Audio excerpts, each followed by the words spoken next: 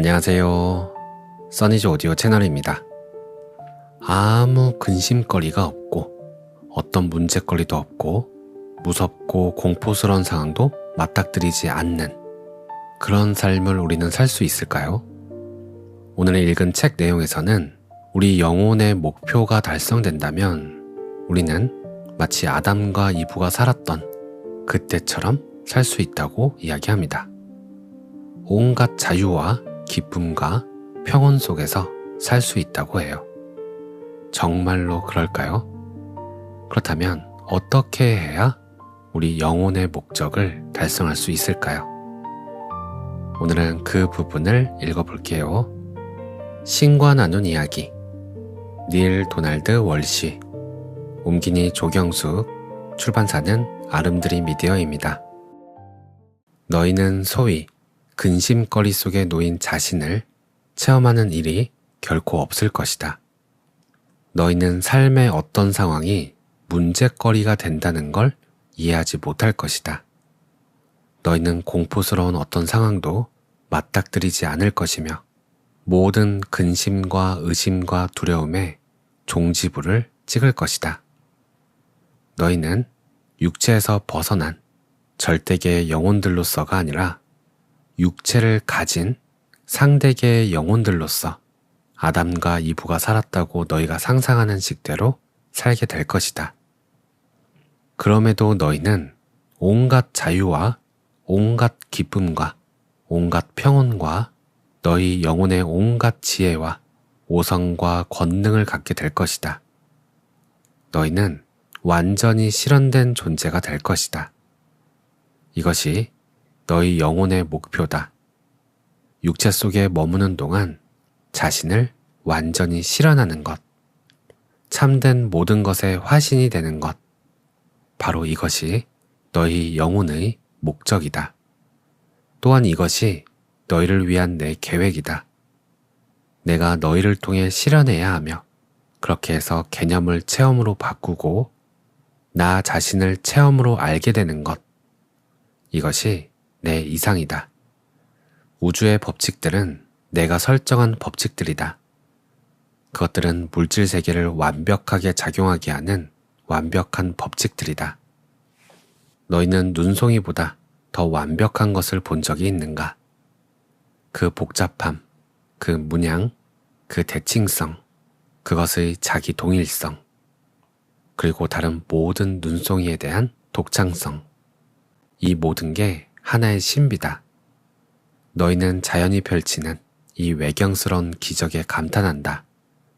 그런데 내가 겨우 눈송이 하나로도 이런 일을 해낼 수 있을 때 내가 이 우주를 가지고는 무엇을 할 수 있으며 해왔다고 생각하는가? 너희가 가장 큰 물체에서 가장 작은 입자에 이르기까지 우주의 대칭성, 그 도안의 완벽함을 알게 된다면 너희의 현실로는 우주의 진리를 감당하지 못할 것이다. 너희가 그 진리에 흘낏 눈길을 주는 지금도 너희는 아직 그것이 뜻하는 바를 상상하거나 이해할 수 없다. 그러나 뜻하는 바가 있다는 것, 너희의 현재 이해 능력으로 끌어안을 수 있는 것보다 훨씬 더 복잡하고 훨씬 더 놀라운 뜻들이 들어있다는 건 알 수 있을 것이다. 너희의 셰익스피어는 이것을 멋지게 표현했다. 호레이쇼, 이 천지간에는 자네의 지혜로 상상할 수 있는 것보다 더 많은 것들이 있다네. 햄릿 1막 5장. 그렇다면 어떻게 해야 제가 이런 법칙들을 알 수 있습니까? 어떻게 해야 그것들을 배울 수 있죠? 그건 배움의 문제가 아니라 기억의 문제다. 어떻게 해야 그것들을 기억할 수 있나요? 고요히 있는 것에서 시작하라. 외부 세계를 가라앉혀라. 그러면 내면 세계가 너에게 시야를 줄 것이다. 너희가 찾아야 하는 게 이 통찰력이다. 하지만 너희가 외부 현실에 지나치게 깊숙이 빠져 있는 동안에는 그것을 가질 수 없다. 그러니 가능하면 자주 내면으로 들어가려고 애써라. 그리고 너희가 내면으로 들어가지 않을 때는 바깥 세계를 다룰 때처럼 내면에서 나오게 된다. 다음 공리를 명심하라. 너희가 내면으로 가지 않는다면 너희는 바깥으로 가게 되리라. 이 공리를 외울 때는 좀 더 실감나도록 주어를 1인칭으로 바꾸어라. 내가 내면으로 가지 않는다면 나는 바깥으로 가게 되리라. 너희는 평생 동안 바깥으로만 갔다. 하지만 너희는 그럴 필요도 없고 그래봤자 뭔가 이루지도 못할 것이다. 너희가 될 수 없는 건 아무것도 없다. 너희가 할 수 없는 건 아무것도 없다. 너희가 가질 수 없는 건 아무것도 없다. 그 말씀은 그림의 떡을 약속하는 것처럼 들리는군요. 너는 신이 어떤 다른 약속을 하도록 만들고 싶은가? 이보다 못한 것을 약속한다면 너희는 내 말을 믿을 것인가? 수천 년 동안 사람들은 참으로 괴이한 이유로, 즉 그 약속들이 너무나 근사해서 진짜일 리 없다는 이유로 신의 약속들을 믿지 않았다. 그리하여 너희는 이보다 못한 약속, 즉 이보다 못한 사랑을 선택해왔다. 신의 가장 고귀한 약속은 가장 고귀한 사랑에서 나오는 법이기에. 그러나 너희는 완벽한 사랑을 상상하지 못하며 따라서 완벽한 약속 역시 상상하지 못한다. 그리고 완벽한 사람 또한 상상하지 못하기에 너희는 자신조차 믿지 못한다. 이 모든 수단을 믿지 않는 건 신을 믿지 않는다는 뜻이다. 신을 믿으면 신의 가장 큰 선물인 조건 없는 사랑과 신의 가장 큰 약속인 무한한 잠재력을 믿게 되기 때문이다. 여기서 잠시 말을 끊어도 될까요? 신이 말씀하시는데 중간에 가로채기는 싫지만, 하지만 전에도 무한한 잠재력에 관해 이런 얘기를 들었는데 그건 인간의 체험과는 부합하지 않습니다. 보통 사람이 부딪히는 온갖 어려움들은 둘째 치고라도 정신이나 육체에 장애를 안고 태어난 사람들이 겪는 고초에 대해서는 어떻게 생각하십니까? 그들의 잠재 능력도 무한합니까? 너희는 너희 경전에 그렇다고 적어놓았다. 여러 가지 방식으로 여러 군데서. 한 가지 예를 들어 주십시오. 너희의 성서 창세기 11장 6절에 너희가 써놓은 것을 찾아보라. 이렇게 나와 있군요. 야훼께서 말씀하시길 사람들이 한 종족이라 말이 같아서 안 되겠구나. 이것은 사람들이 하려는 일의 시작에 지나지 않겠지. 앞으로 하려고만 하면 못할 일이 없겠구나. 그렇다. 이제 너는 그 말을 믿을 수 있겠는가? 이 내용은 정신박약자와 허약자, 신체 장애자 같은 장애를 가진 사람들에 관한 제 질문에 대답하는 게 아닌데요.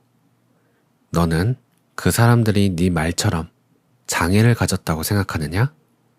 그들 스스로 선택한 것이 아니고 너는 한 인간의 영혼이 그게 어떤 것이든 간에 우연히 삶의 도전들과 마주친다고 상상하느냐? 이게 너가 상상하는 것이냐? 그럼 한 영혼이 자신이 어떤 종류의 삶을 체험할지 미리 선택한다는 말씀인가요? 아니, 그렇게 한다면 마주침의 목적이 무산될 것이다.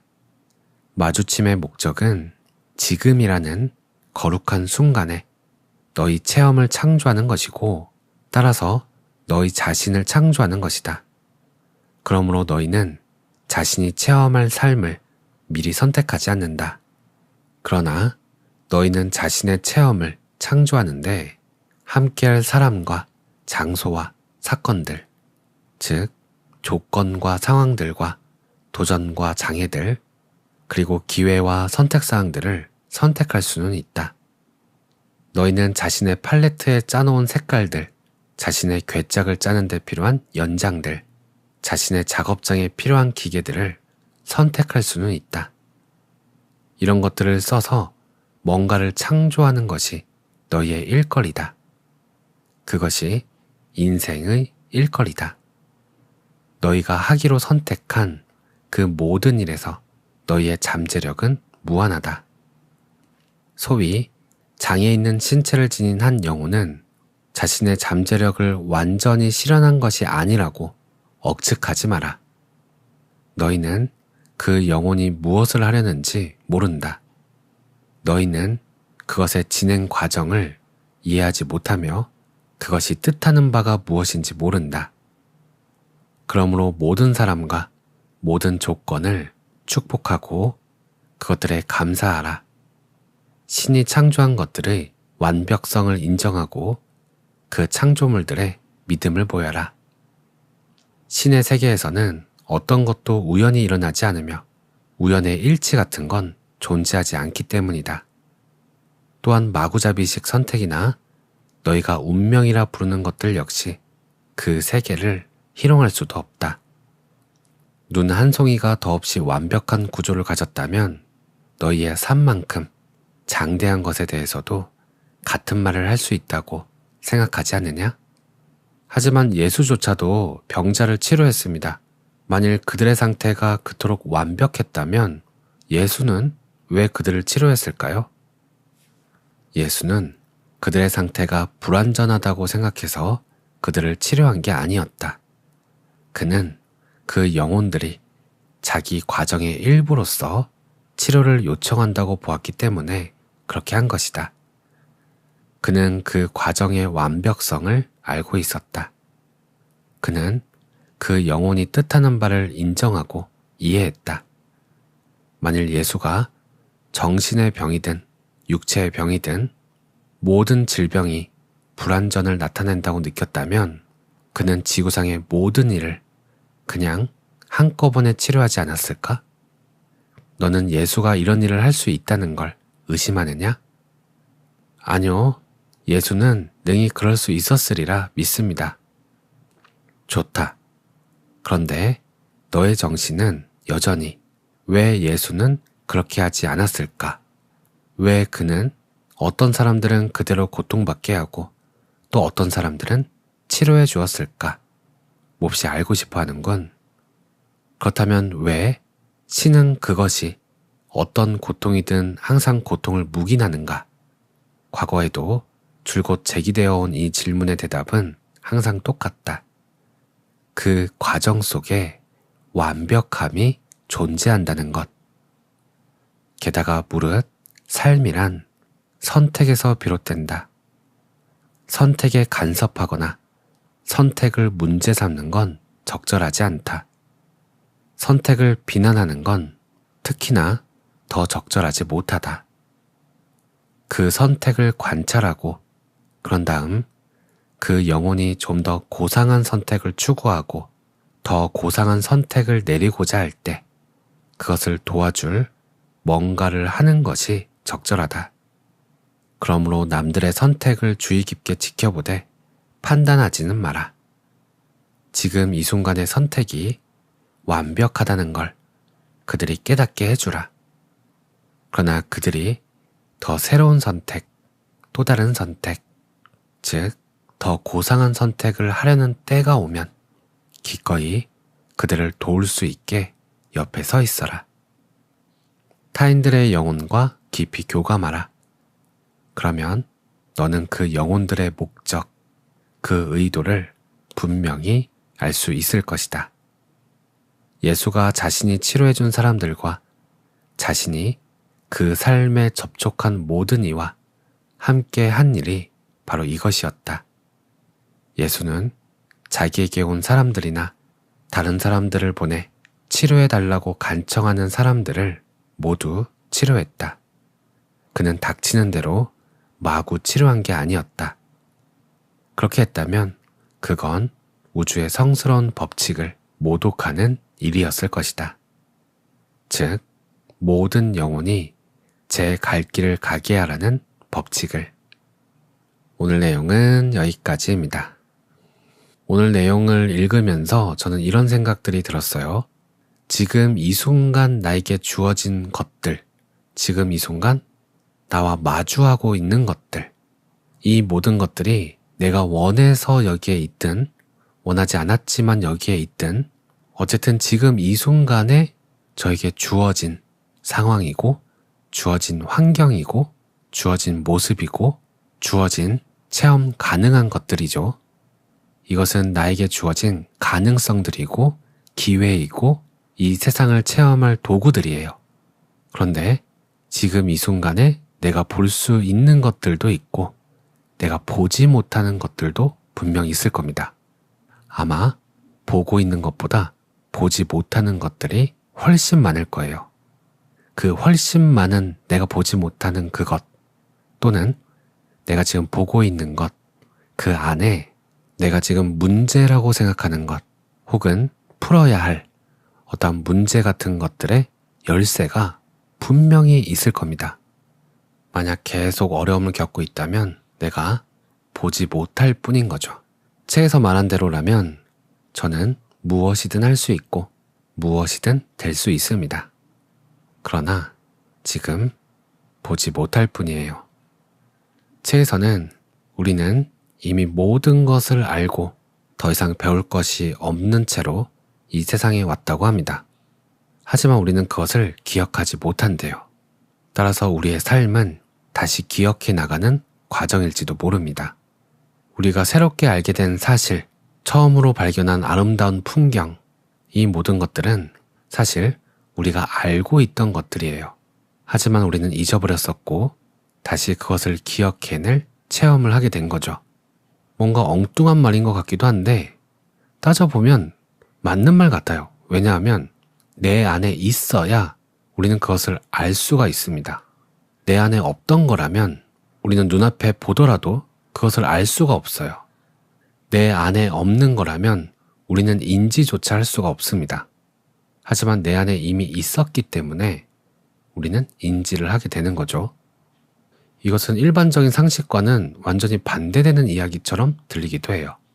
아니, 내 안에 없었으니까, 내 머릿속에 없었으니까 바깥에서 배워서 내 머릿속에 집어 넣었기 때문에 내 안에서도 있는 거지 라고 생각할 수도 있을 것 같아요. 그런데 가만히 따져보면 그것은 불가능합니다. 내 안에 이미 있었기 때문에 우리는 그것을 인지할 수가 있는 거예요. 우리는 잠깐 기억을 잃었었고 우리는 그 기억을 되살린 겁니다. 하지만 우리는 또 그 기억을 잃어버리기도 하죠. 그러니 지금 이 순간 우리가 마주하는 모든 일, 상황, 사건, 감정, 생각, 이 모든 것들은 나를 깨어나게 하는, 나의 기억을 되살리는 기회라고 볼 수 있습니다. 저는 그런 관점에서 오늘 이 책이 읽혔고 지금 이렇게 말하고 녹음하고 올라오는 영감들을 느끼고 숨쉬고 있는 바로 지금 이 순간, 이 순간에 깊은 감사를 느껴봅니다. 오늘도 평온한 하루 보내세요. 감사합니다.